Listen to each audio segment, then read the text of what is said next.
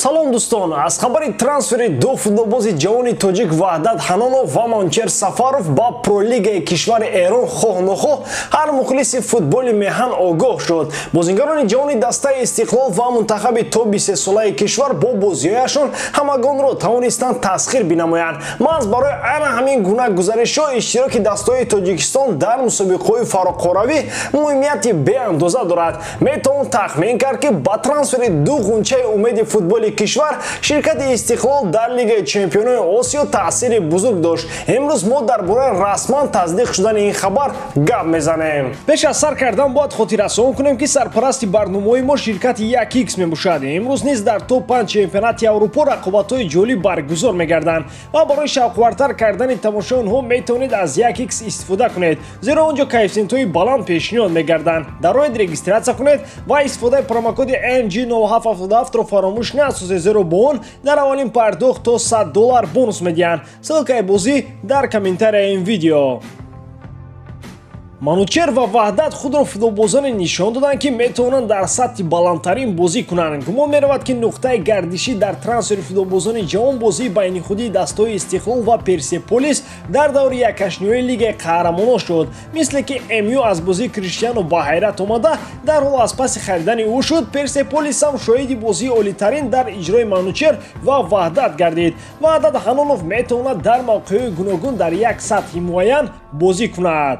вақтҳои охирин футболбоз ҳамчун намунаи беҳтарини дифоъгари марказӣ худро дар бозор пешниҳод намуд. ӯ қаблан як кӯшиши гузариш ба дастаҳои аврупоӣ карда буд, аммо дар Беларусия бахти футболияш омад накард. Манучер Сафаров тавассути дастаи Хуҷанд ба тими миллии Тоҷикистон роҳ ёфт. Истиқлол наметавонист чунин бозингарро ба сафи худ ҷалб накунад. Бо он тартибе ки Истиқлол дар Тоҷикистон бозӣ мекунад, манӯ шояд он қадар намоён набуд, аммо бо модуле ки қаҳрамони Тоҷикистон барои бозиҳои Лигаи Чемпионон интихоб кард, футболбози ҷавон тавонист маҳорату малакаи худро ба беҳтарин шакл манзури ҳамагон созад. Истиқлол дар Лигаи Чемпионои Осиё бо тартиби 5-3-2 ё ин ки 3-5-2 бозӣ мекард. Манучер Сафаров дар нақши латерал бозии олитарин нишон дода тавонист. Дар ҳайати мунтахаби Тоҷикистон ва тими 23 солаҳо ӯ ҳамчун фулбек бозӣ мекунад. Музокироти намояндаҳои дастаи Персеполис бо директори Истиқлол нишон дод ки воқеан ҳам ду бозингари ҷавони кишвар барои гузариш ба дастаи кишвари Эрон хеле наздиканд.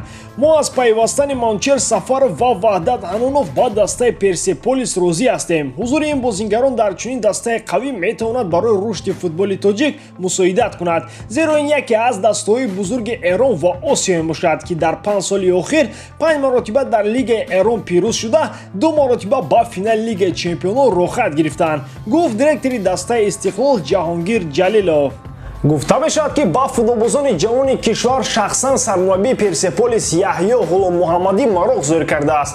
Дар сомонаи машҳури трансфер маркет аллакай Манучер ва Ваҳдат ҳамчун бозикунони дастаи Персеполиси Эрон навишта шуданд. Дар саҳифаҳои иҷтимоии дастаи Персеполис ҳам танҳо голҳои Манучер ва Ваҳдат ҷо дода шуданд.